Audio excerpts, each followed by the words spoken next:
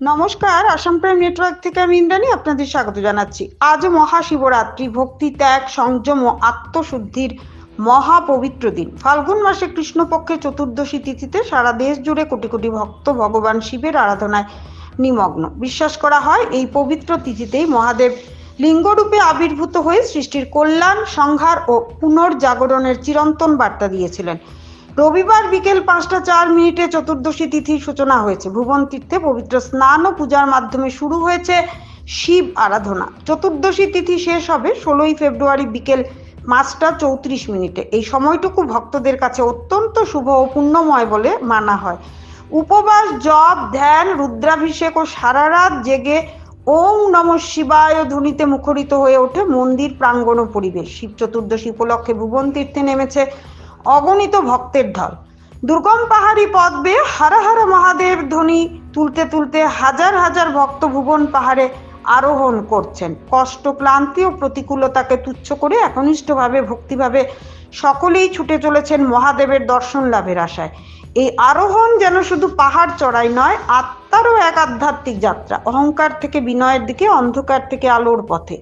শাস্ত্র মতে শিবরাত্রির উপবাস ও জাগরণ মানুষকে আত্মসংযম, সহিষ্ণুতা ও অন্তরের পবিত্রতার শিক্ষা দেয়। মহাদেব সংহারের দেবতা হলেও তিনি একই সঙ্গে করুণাময়, ভোলানাথ, ভক্তের এক ডাকে সাড়া দেন। তাই এই রজনী শুধু পূজা নয়, আত্মসমর্পণ ও আত্মবিশ্লেষণেরও সময়। ভক্তদের নিরাপত্তা ও সুষ্ঠু ব্যবস্থাপনার জন্য জেলা প্রশাসন কড়াকড়ি ব্যবস্থা গ্রহণ করেছে। তীর্থক্ষেত্রে শৃঙ্খলা বজায় রাখতে প্রশাসনের পাশাপাশি স্বেচ্ছাসেবীরাও কাজ করছেন। পবিত্র এই মহারাত্রিতে সবার জীবনে শান্তি, কল্যাণ ও শুভ শক্তির আবির্ভাব হোক। মহাদেবের চরণে আজ এই প্রার্থনায় ধ্বনিত হচ্ছে সর্বত্র। হর হর মহাদেব।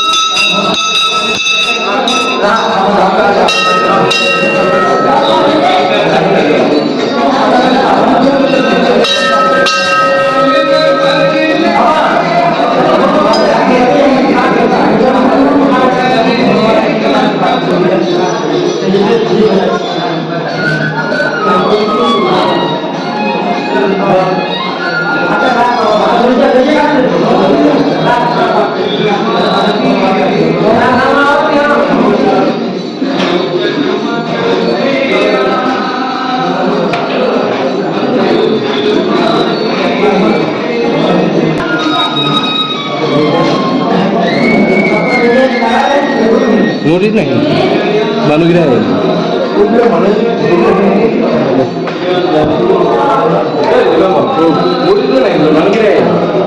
ये पुण्य मर फोटो कुठले का मारा